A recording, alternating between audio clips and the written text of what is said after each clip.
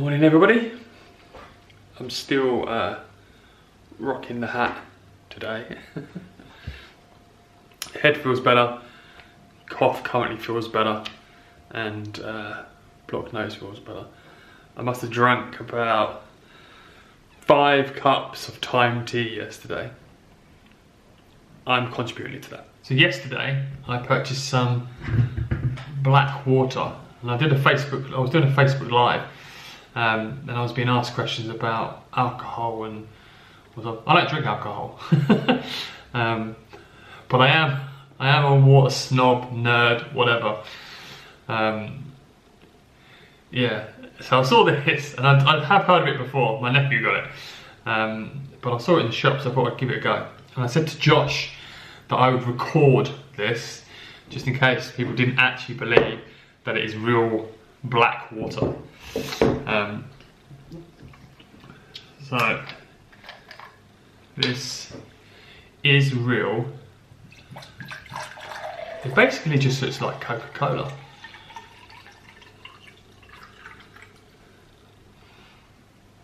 Doesn't smell anything. Like water, I guess.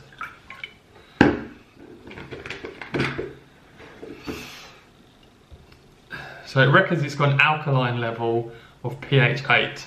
I'm that much of a geek that I'm going to test that just out of curiosity.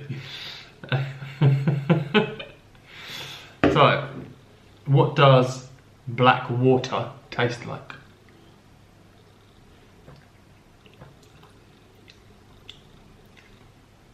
Tastes like not that nice water.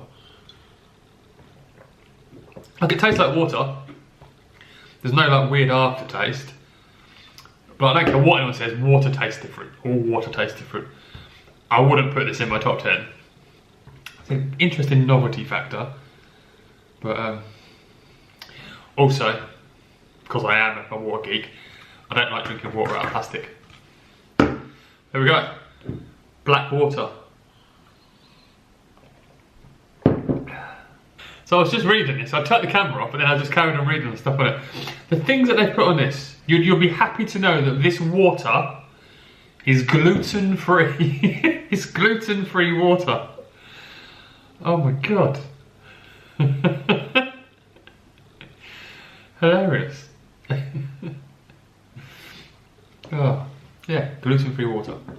So now I can do some other tests. Right, 2 secs.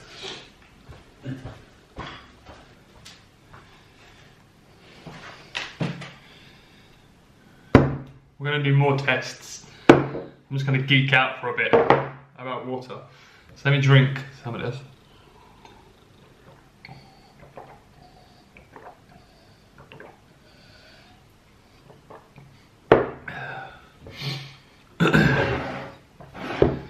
So this is the water I normally drink. I need to find my pH strips as well. So that's the water I normally drink. You've got over here some water that Janine was drinking. I've got to get some tap water. Tap water. Okay, let's have some geeky fun.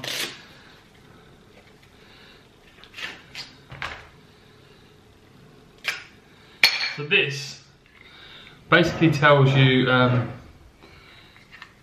many parts per million there are of anything. So some people say that a high number on this is always bad, but it's not, because you don't know what the minerals are. But in general, the higher the number, the less sort of pure it is. So we've got this black water, we've got Highland water, we've got just still spring water, and we've got tap water. So let's turn it on. So this one is, let me hold, I need to press hold on it.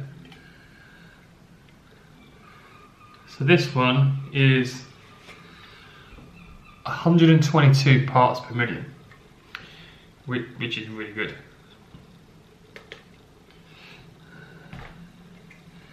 Make sure it's all off. So the water I normally drink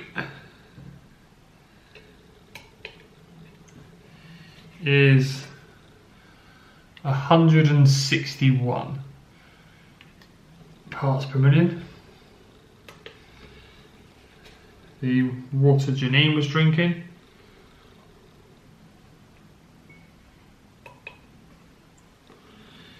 is 172 parts per million.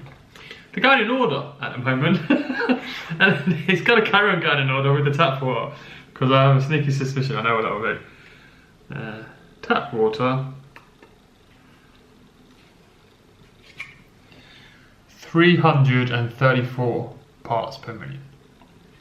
Now, I don't want people to freak out about tap water. Firstly, I live in a hard water area, so there's a lot of chalk and stuff in the water around here. But the black water has got the least amount of whatever you want to say. Whether you want to say it's minerals, whether you want to say it's chemicals, whether you want to say it's pesticide, whatever. It's got, the black water's got the least in it.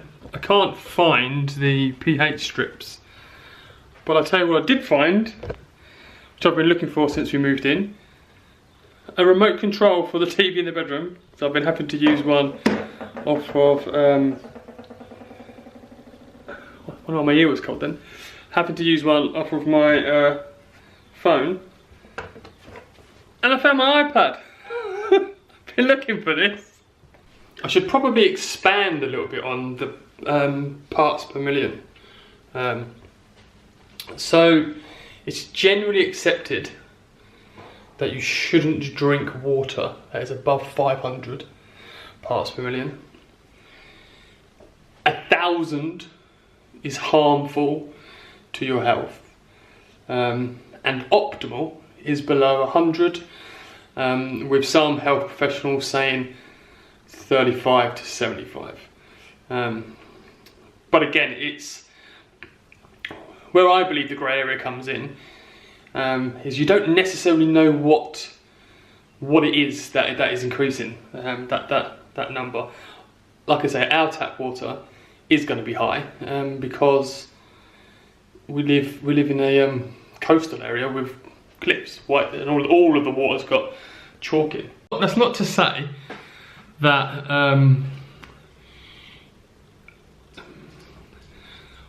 I guess what I'm trying to say, I'm not trying to scare people or be like scaremongering about tap water. Tap water is perfectly fine to drink. Yes, there are probably things in tap water you wouldn't want to have. They are in small traces. It is accepted that the level of female contraceptive in water in London is too high. There is evidence to suggest that some ladies find it harder to conceive in London because they drink tap water. So they're taking the pill, even though they're not taking the pill. It's the same with antibiotics. Antibiotics are in the water because we peel these stuff out. And at the moment, it's not law to remove them from the water. And it can be removed. I think it's just UV light, ultraviolet light can help get rid of them, but we don't have to treat them. Treat the water in that way. We treat for harmful things like bacteria and stuff like that. But I'm not trying to scare people about tap water. I am just a little bit geeky about water. I could talk about it for ages and go into the pros and cons and stuff. But at the end of the day, if you've got the option of not drinking water or drinking tap water, drink tap water. Don't be stupid. Personally, I put tap water above water in plastic bottles. Plastic is made from oil. Why would you drink oil? Seems strange to me personally, but that's just my own personal opinion. I don't like drinking out of plastic bottles. And again, it's not to say that I don't, because I do. Given the choice of not drinking or drinking out of a plastic bottle, I would drink out of a plastic bottle.